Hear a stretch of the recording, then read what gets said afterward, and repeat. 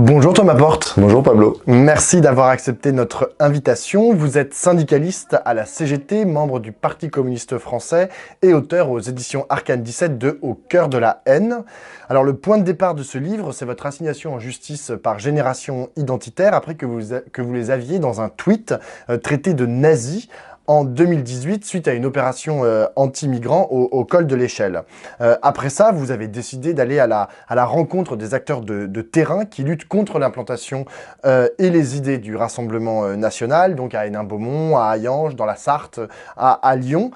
C'est une France résignée ou une France combative que vous avez rencontrée ? Je crois qu'il y a un peu des deux, puisque j'ai rencontré dans mon livre des acteurs qui aujourd'hui mènent le combat contre l'extrême droite, mais j'ai aussi rencontré des gens qui sont écœurés de la politique, et y compris du syndicalisme, qui ont un vote de rejet qui s'abat sur l'extrême droite. Mais je crois que le message de ce livre, il est à la fois double. Il est effectivement de tirer le signal d'alarme, parce que l'extrême droite, elle tisse sa toile, que ce soit en France et dans l'Union européenne, on le voit élection après élection, et elle gagne du terrain à la fois dans les urnes, mais aussi dans les têtes. Et pourtant, malgré cela, dans les territoires où des gens sont en difficulté, ils continuent de mener la bataille et de résister à l'extrême droite, et ils acceptent absolument pas que ces idées nauséabondes continuent à être majoritaires. Donc il faut aussi souligner cela, c'est qu'il y a des femmes et des hommes sur le terrain qui mènent le combat, il faut les soutenir, il faut s'inspirer de leur combat. Alors justement, vous dites que les régions où le Front National s'implante, c'est principalement des territoires qui ont été délaissés par la désindustrialisation, c'est les zones rurales. Est-ce que vous diriez que justement le RN s'implante là où les autres partis politiques ont délaissé l'espace ? Pas obligatoirement, je crois qu'il y a plusieurs phénomènes qui sont concomitants. Effectivement, vous l'avez rappelé, dans les territoires du nord de la France, que ce soit Hénin-Beaumont et Hayange, là on a une désindustrialisation qui a été extrêmement importante, avec une casse à la fois des emplois miniers dans le nord de la France et du côté de la Moselle, de la sidérurgie. Et il y a surtout un non-respect de la parole politique, un non-respect de la parole publique qui a alimenté ce vote d'extrême droite. Et un exemple m'a particulièrement marqué à Hayange, c'est que sur le cadre de la sidérurgie, on a tous connu ArcelorMittal, l'ensemble des présidents de la République sont venus dire, quand ils étaient en campagne, nous allons sauver aujourd'hui la sidérurgie, et ils l'ont fermé après, et ça a commencé depuis François Mitterrand. Donc aujourd'hui, les gens, ils n'ont plus confiance à ces personnes-là, qui viennent faire des grands discours, et qui après abandonnent les territoires. Et c'est pareil dans le nord de la France, où on a eu des discours, on va défendre les emplois, mais en réalité, on a laissé fermer les usines les unes après les autres, et l'extrême droite, elle surfe sur ces questions-là. Parce que partout où vous avez de la précarité, partout où vous avez de la difficulté des gens à vivre au quotidien, partout où la misère s'installe, où les services publics reculent, il y a une espèce d'isolement et de repli sur soi qui alimente ce vote d'extrême droite, qui dresse les gens les uns contre les autres, en montrant très clairement les étrangers comme les ennemis. Donc c'est ça aujourd'hui la réalité. Mais qu'est-ce qui fait rêver aujourd'hui dans le discours d'extrême droite ? Est-ce que c'est uniquement le repli sur soi, ou est-ce qu'ils ont une proposition qui fait que dans ces zones, par exemple, désindustrialisées ou dans les zones rurales, on a envie de voter Front National ? Ou on le fait juste par rejet ? Je crois qu'on ne le fait pas exclusivement par rejet, il y a une double responsabilité. D'abord, la gauche a une responsabilité énorme, on y reviendra après, sur le manque de perspectives politiques, mais il y a un discours de vernis social de l'extrême droite aujourd'hui qui trouve un réceptacle chez certaines personnes. Vous avez un exemple, par exemple à Hénin-Beaumont, quand les usines fermaient, Steve Rivoy, qui est aujourd'hui le maire et qui a été député européen, tractait devant les usines en disant « on va défendre vos emplois, nous on s'opposera à la fermeture des frontières pour garder les emplois en France ». Quand cette personne-là était députée européenne, elle a voté contre une résolution qui proposait d'interdire les délocalisations en Europe. Donc le sens du livre, c'est aussi de démonter le discours de l'extrême droite et de dire que derrière les mots, les actes sont contraires. Et la deuxième responsabilité, c'est que ces gens-là, aujourd'hui, pour beaucoup, sont écœurés de la politique, et il n'y a pas de perspective progressiste dans ce pays, il n'y a pas d'espoir pour lutter contre l'extrême droite, il faut donner l'envie aux gens de se projeter, quel modèle de société on veut, et je crois que la mobilisation qu'on voit aujourd'hui dans le cadre de la réforme des retraites, elle donne à voir qu'il y a des milliers de gens dans ce pays qui aspirent à autre chose que du fascisme ou du libéralisme, mais c'est comment la gauche, elle donne un récit, elle porte un projet qui donne aux gens envie de se projeter dans une autre société que celle de la haine ou celle de l'argent. Alors ça, vous décrivez effectivement, vous décrivez ça pour le Nord, mais vous dites que par exemple dans les Alpes-Maritimes, une autre région où le Rassemblement National est très implanté, c'est plutôt pour des raisons de préjugés, notamment racistes, que le Rassemblement National arrive à s'implanter. Comment est-ce qu'on lutte contre les préjugés racistes ? Parce que c'est pas la même chose de produire un discours contre le désenclavement de certains territoires et de produire un discours antiraciste. Effectivement, ce commande de mon livre, c'est qu'aussi l'extrême droite, elle est protéiforme, elle adapte son discours au public auquel elle a affaire, si vous voulez. Dans les Alpes-Maritimes, effectivement, je suis allé à Menton, où on est sur la frontière et on a des vagues de migrants qui arrivent jour après jour, et ça fait 10 ans qu'ils sont confrontés à ça. Et donc là-bas, j'ai ressenti vraiment du racisme, pardon, et le vote est très clairement raciste. Donc c'est vraiment difficile, et puis en plus on a une histoire particulière. Il y a eu la guerre d'Algérie avec beaucoup de personnes qui sont revenues, qui habitent cette partie-là du territoire français. On a des anciens de l'OAS qui sont aujourd'hui conseillers municipaux. On a Christian Estrosi qui fait des discours sur la promenade des Anglais et qui termine en disant « Vive l'Algérie française ». Donc il y a tout ça qui est alimenté, et derrière le paysage de carte postale avec des belles villas, des grosses voitures et des plages, il y a une très importante misère. Et d'ailleurs, j'en parle dans mon livre, une jeune femme que j'ai rencontrée me dit dans le train, quand on est jeune et d'origine étrangère, la première chose ici qu'on pense à faire, c'est partir. Et même les étrangers qui sont arrivés deviennent racistes pour arriver à s'intégrer. Donc comment on lutte contre ça? Eh bien, il faut être offensif sur les questions de l'immigration, il faut être offensif sur les questions de l'accueil, et il faut porter les valeurs de la gauche, et ne surtout pas s'enfermer dans un discours électoraliste qui pourrait nous laisser penser que certaines questions, elles ne sont pas majoritaires dans l'opinion publique, donc on n'en parle pas. Je m'inscris en faux là-dessus, je crois qu'il faut continuer à porter le combat. Il y a des acteurs de terrain là-bas qui le font extrêmement bien, et il faut continuer partout où on peut à mener la bataille des idées, car c'est un des principaux messages du livre, la bataille idéologique, elle est centrale si on veut gagner contre l'extrême droite dans ce pays. Alors, l'extrême droite est aussi portée, vous l'avez dit tout à l'heure, par une dynamique mondiale, mais surtout européenne. Comment est-ce que toutes les expériences et les idées d'extrême droite en Europe dont vous parlez dans votre livre s'alimentent les unes les autres? Je crois qu'il y a des passerelles aujourd'hui qui se créent entre les différentes formations d'extrême droite, et y compris les mouvements de jeunesse. On le voit avec Génération Identitaire qui m'a assigné en justice. Quand ils mènent leurs opérations, il n'y a pas que des militants français, il y a des militants de différents pays. Et aujourd'hui, malheureusement, l'extrême droite, elle est arrivée aux affaires dans plusieurs pays. Donc c'est aussi des expériences politiques qui enrichissent la pensée française. Et on n'a qu'à regarder ce qui se passe dans nos voisins européens pour voir ce à quoi vont être destinés des millions de salariés dans ce pays. Je cite deux exemples européens et je les rappelle souvent, mais c'est extrêmement prégnant.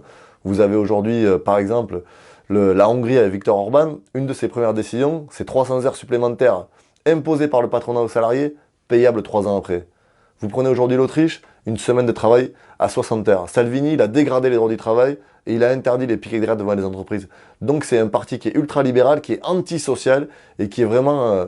qui ne va pas dans l'intérêt des salariés, contrairement à ce qu'il tente de faire croire. Mais effectivement, on a une dynamique européenne, et le dernier résultat dans une élection régionale en Allemagne, où on a vu un président, l'équivalent d'un président de région français, se faire élire avec les voix de l'extrême droite, est un séisme politique. Ce n'est jamais arrivé en Allemagne depuis 1945. Même s'il a démissionné après, ça a rompu d'une certaine manière les digues, et on voit que la crise politique, elle épargne aucun pays aujourd'hui, et que s'il n'y a pas des réponses à la hauteur des espérances des gens, on ne va pas créer les conditions de faire reculer l'extrême droite, parce qu'en vérité, peu de personnes ou pas nous parlent de l'immigration. Quand vous rencontrez les gens, ils vous parlent de travail, d'emploi, de services publics, de logement.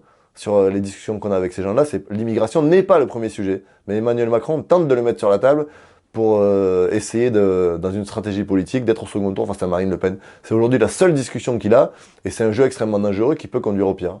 Alors, dans votre livre, vous rencontrez des acteurs de terrain qui sont des vrais, qui montrent en fait qu'il y a de la résistance dans notre pays.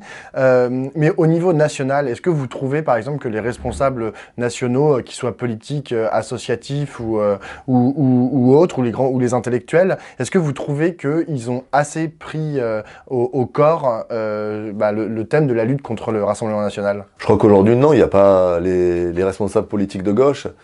Les militants syndicaux ou les intellectuels ne sont pas, je dirais, à la hauteur. C'est peut-être un peu dur, mais je crois qu'on peut faire beaucoup plus sur la question de l'extrême droite. Et aujourd'hui, on l'a laissé s'installer dans le paysage politique, on l'a banalisé. On voit des idéologues qui viennent à la télé comme Éric Zemmour, on voit des propos de plus en plus dangereux qui sont tenus sur des plateaux télé ou dans la presse écrite, et on n'a pas de réaction à la hauteur de ça. On va alimenter sur ce qui s'est passé avec Benjamin Griveaux, sur des micro-phénomènes de société, mais sur la question de l'extrême droite qui aujourd'hui imprègne durablement le paysage politique français, c'est extrêmement dangereux, et je crois qu'il faut avoir vraiment, le camp progressiste doit avoir une réaction à la hauteur du danger et de la menace. Si on peut faire un parallèle avec un pays, le Danemark. Pendant très longtemps, le Danemark a eu des résultats de l'extrême droite très forts. Aujourd'hui, elle est faible, mais ses idées ont gagné à un tel point le pays que le candidat socialiste aux dernières élections a fait campagne avec un slogan « Si tu veux t'intégrer, trouve un travail ». Je crois qu'aujourd'hui, la France, elle n'est pas à l'abri de ces situations-là. Et on voit ce qui s'est passé en Italie. Quand la gauche n'a pas assumé ses responsabilités, elle a totalement disparu du paysage politique. Donc il faut faire attention et prendre vraiment en compte l'alerte qui est face à nous. Alors hier, Emmanuel Macron a fait des annonces pour lutter contre, je cite, le séparatisme islamiste. Comment est-ce que la gauche, comment est-ce que par exemple vous souhaiteriez répondre à ça? Parce qu'il avait, en plus il a fait c'est un espèce de gloubi-boulga de mesures où il a dit qu'il fallait remettre des moyens dans les assos et les écoles dans les quartiers les plus pauvres. On se demande pourquoi il parle de séparatistes islamistes et puis il parle des quartiers les plus pauvres. Mais enfin bon, en tous les cas, quel doit être en fait le discours de la gauche quand on entend, quand on voit vraiment de façon explicite que Emmanuel Macron va moissonner en fait sur les terres du Rassemblement national et va piquer leurs idées soi-disant pour lutter contre. Mais c'est extrêmement dangereux parce qu'on peut dérouler la pelote. Il avait donné un entretien à Valeurs Actuelles. Il a cité Charles Maurras il y a encore quelques jours devant les députés de La République En Marche. Mais c'est extrêmement dangereux parce qu'il y a un discours qui assimile immigration, insécurité, islam, on mélange tout ça. Et pauvreté. Et en fait, la seule chose qu'on fait, c'est aller capter des voix sur l'électorat. C'est ce que fait Emmanuel Macron. Il va aller chercher les voix de l'extrême droite en disant je suis le seul rapport face à ça. Mais aujourd'hui, je crois que la gauche a d'autres réponses à apporter.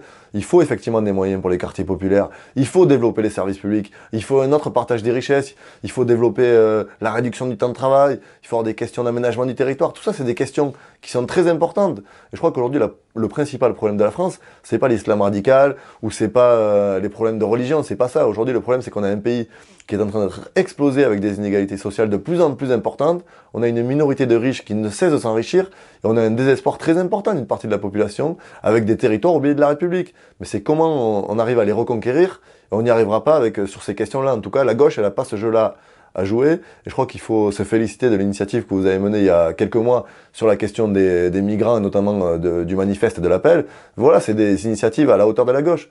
Aujourd'hui, dans le débat, on est peut-être minoritaire sur la question de l'accueil, mais je persiste à dire qu'il faut que la gauche continue à dire que l'accueil digne et inconditionnel de toutes celles et ceux qui fuient leur pays pour la guerre, la misère ou toute raison qu'elle soit, on peut les accueillir en France. 5e puissance économique du monde. De quoi parle-t-on vraiment ?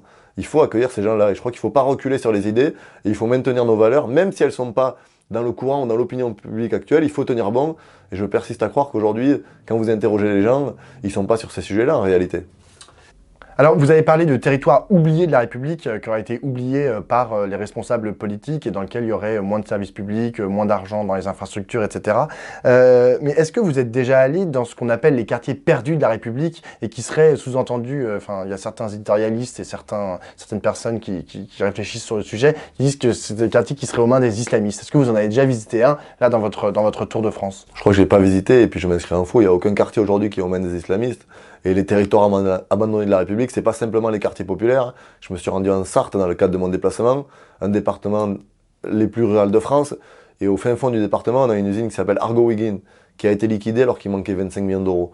Je dis 25 millions d'euros parce que ça peut paraître beaucoup, mais à l'échelle des richesses, c'est très faible. C'est une entreprise qui a employé 1200 salariés dans un endroit où il n'y a plus de services publics, où il n'y a pas d'emploi, où il n'y a pas de bureau de poste, il n'y a quasiment plus d'école. Donc les gens, ils sont livrés à eux-mêmes et c'était leur bouée de sauvetage, c'était celle-là.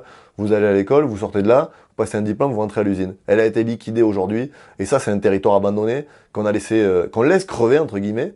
Et si on regarde les résultats, au lendemain du vote des élections européennes, sur le bureau de vote de la commune, de l'usine qui a été fermée, vous prenez l'extrême droite, en additionnant Dupont-Aignan, Philippot, Asselineau et Jordan Bardella à l'époque, ça fait plus de 50%. C'est ça aujourd'hui, quand on appelle territoire de la République oubliée, c'est celle où il n'y a plus d'infrastructures, où il n'y a plus de projets de société, où il n'y a plus de services publics. Et c'est là où il faut reconquérir ces territoires. C'est une reconquête, j'aime pas ce mot républicaine, mais une reconquête avec des services publics, avec une ambition donnée aux gens, avec des projets de société, avec comment on intègre ces gens-là, comment on leur donne envie de se projeter, un imaginaire et un récit commun. Et je crois que la gauche, c'est aujourd'hui la seule à pouvoir l'incarner, mais il faut qu'elle s'en donne les moyens. J'ai une dernière question, Thomas Porte. Vous avez rédigé une tribune qui a été publiée avant-hier sur le site de Regard, accompagnée d'une pétition demandant la démission du député UDI Jean-Christophe Lagarde, après qu'il a cité dans un communiqué de presse et explicitement Joseph Goebbels, le ministre nazi, sans que cela n'émeuve outre mesure. Ça aussi, ça s'inscrit dans votre combat contre l'extrême droitisation des esprits, ce qu'on appelait avant la lepénisation des esprits? Je crois que si Marine Le Pen avait cité Joseph Goebbels, je crois que l'ensemble de la classe politique serait monté au créneau pour dire que c'est pas acceptable. Mais vous l'avez dit, on a eu très peu de réactions de responsables politiques de gauche. On a aujourd'hui un député de la République française qui cite Goebbels, un ministre nazi d'Adolf Hitler, qui a organisé le boycott des magasins juifs, qui s'est félicité que les synagogues brûlent lors de la nuit de cristal. C'est aujourd'hui totalement inacceptable et ça passe sous silence.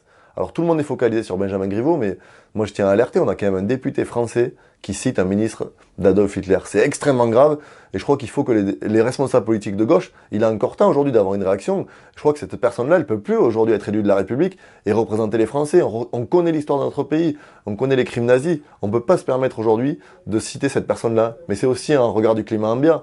Est-ce que M. Lagarde se serait permis de citer Goebbels il y a 10 ans? Je crois pas, c'est qu'aujourd'hui on a une droitisation du débat, on a une porosité entre la droite, l'extrême droite, la République en marche sur certains sujets, qui fait qu'on a une parole qui se libère et qu'on peut dire ça tranquillement dans les médias, sans que, y compris la classe médiatique, qui d'habitude réagit sur beaucoup de sujets, là elle a quelque peu laissé filer et c'est passé sous les radars. Donc je crois que c'est un nouveau signal et une nouvelle alerte qu'on est dans une période où on peut basculer vers le pire s'il n'y a pas une prise de conscience très importante de tout l'arc progressiste politique, syndical et associatif de ce pays.